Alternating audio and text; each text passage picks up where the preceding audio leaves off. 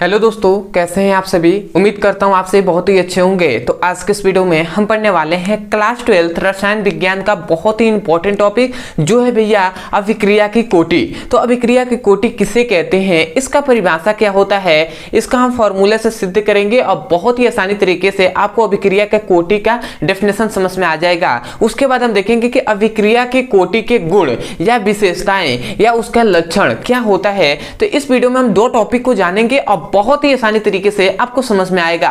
तो चलिए दोस्तों अपने टॉपिक को शुरू करते हैं। तो यहाँ पे हमने लिखा है भैया अभिक्रिया की कोटि, और यहाँ पे हमने अभिक्रिया की कोटि का दो हमने डेफिनेशन लिख दिया है। अब इस डेफिनेशन में हमें ये बताया गया कि कोई भी रासायनिक अभिक्रिया है, समझेगा, कोई भी रासायनिक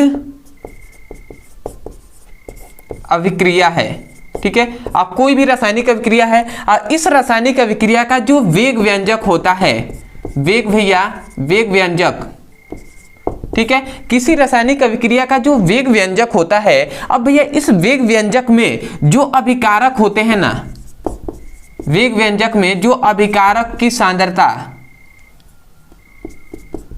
अभिकारकों की जो सांद्रता होती है, इसको याद रखेंगे। मतलब हमने क्या कहा कि कोई भी रासायनिक अभिक्रिया है, अब इस रासायनिक अभिक्रिया का जो वेग व्यंजक होता है, मतलब किसी रासायनिक अभिक्रिया के वेग व्यंजक में जो अभिकारकों के सांद्रता होते हैं, तो अभिकारकों के सांद्रताओं के जो घातों के जो घात होते हैं, अभिकारकों के सांद्रताओं के जो घातों के योगफल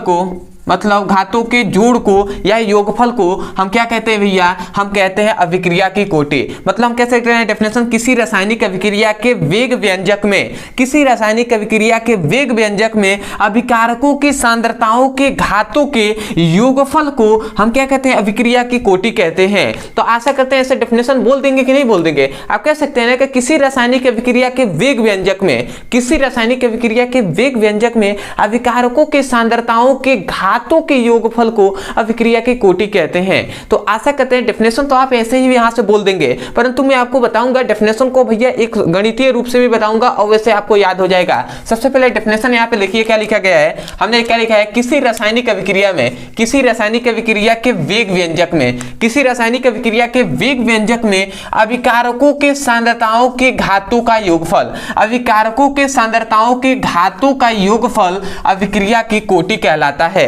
तो आशा करते हैं कि आपको डेफिनेशन समझ में आ गया होगा, ठीक है। तो थोड़ा सा हम गणितीय रूप देख लेते हैं। तो मान लेते हैं कि कोई रासायनिक अभिक्रिया है, ठीक है, जो केमिकल कोई रिएक्शन है, जैसे मान लेते हैं AA प्लस BB डेट उत्पाद बनता है, प्रोडक्ट बनता है। मान लेते हैं ये कोई रासायनिक अभिक्रिया है, AA plus BB equal to उत्पाद, मतलब ये अभिकारक है, ये उत्पाद है, ठीक है। और ये टोटल दोनों मिलकर क्या हो जाएंगे, अभिक्रिया हो जाएगा, रासायनिक अभिक्रिया। अब इसमें ध्यान दीजिएगा, इसमें हम वेग व्यंजक, मतलब इसमें अगर हम वेग नियम लगाते हैं, इस रासायनिक अभिक्रिया में हमने वेग नियम लगाया, तो वेग नियम से हमें वेग व्यंजक प्राप्त होगा। तो इसीलिए कह रहे थे कि किसी रासायनिक अभिक्रिया के वेग व्यंजक में अब भैया अगर वेग नियम लगाते हैं तब जाकर हम इस अभिक्रिया का जो हमने दर निकाला या अभिक्रिया का वेग हमें ज्ञात करना हो, क्या हमें भैया अभिक्रिया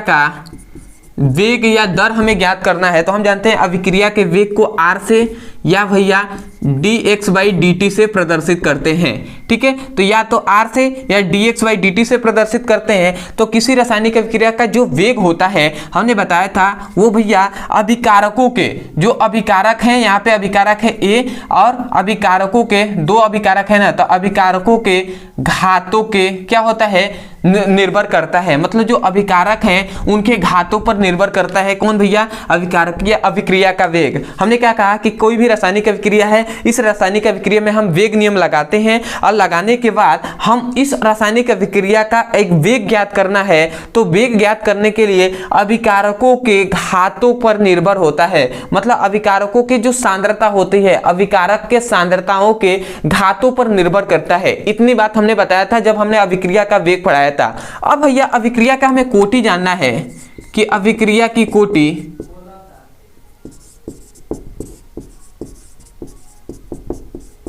अभिक्रिया के कोटि जानना है तो हम क्या कर सकते हैं, अभिक्रिया के कोटि में हम जान सकते हैं कि जो क्या होता है, जो अभिकारकों के सांद्रता जो होते हैं, ये अभिकारकों के सांद्रता है और इनके ऊपर वाला घात है, तो अभिकारकों के सांद्रताओं के घातों के योगफल के बराबर होता है, घातों के योगफल के बराबर होता है। इसलिए हमने कहा कि अभिक्रिया के कोटि जो होता है वो अभिकारकों के सांद्रताओं के घातों के योगफल को क्या कहते हैं, अभिक्रिया के कोटि कहते हैं। तो हम डेफिनेशन कह सकते हैं, किसी रासायनिक अभिक्रिया के वेग व्यंजक में, किसी रासायनिक अभिक्रिया के वेग व्यंजक में अभिक्रिया की मतलब किसी रासायनिक अभिक्रिया के वेग व्यंजक में अभिकारकों के सांद्रताओं के घातों के योगफल को अभिक्रिया की कोटि कहते हैं। तो आशा करते हैं आप बोल सकते हैं ना कि किसी रासायनिक अभिक्रिया के वेग व्यंजक में अभिकारकों के सांद्रता के घातों के योगफल को अभिक्रिया की कोटि कहते हैं। तो आशा करते हैं आपको समझ में आ गया होगा। तो चलिए दोस्तों, आज के लिए इतना ही। मैं आशा करता हूं कि बहुत ही अच्छे से आपको अभिक्रिया के कोटि का डेफिनेशन समझ में आ गया होगा। तो मैं यही कहूंगा, यदि सच में आपको इस वीडियो से सीखने को मिला हो, यदि समझ में आया है, तो सबसे पहले तो चैनल को सब्सक्राइब कर दीजिएगा, वीडियो को लाइक कर दीजिएगा, हो सके तो हमें कमेंट सेक्शन में जरूर बताइएगा कि आपको वीडियो कैसा लगा। अदरवाइज यदि किसी क्लास का कोई भी टॉपिक समझ में नहीं आता है तो केवल आपको उस टॉपिक का नाम लिखना है यूट्यूब पर, अंत में हमारे चैनल का नाम लिख देना है ब्रदर सर, आपको वीडियो मिल जाएगा, वहां से भी जाकर अच्छे से पढ़ाई कर सकते हैं। अदरवाइज यदि किसी क्लास का फिजिक्स और केमिस्ट्री का चैप्टर वाइज सीक्वेंस में करके वीडियो को पढ़ना है और सिलेबस को कंप्लीट करना है, तो आपके लिए यहाँ पर नंबर दिया जा रहा होगा, इस नंबर पर आप व्हाट्सएप करके लिंक प्राप्त कर सकते हैं। तो चलिए दोस्तों, आज के लिए इतना ही, मिलते हैं अगले वीडियो में, तब तक के लिए धन्यवाद। जय हिंद, जय भारत।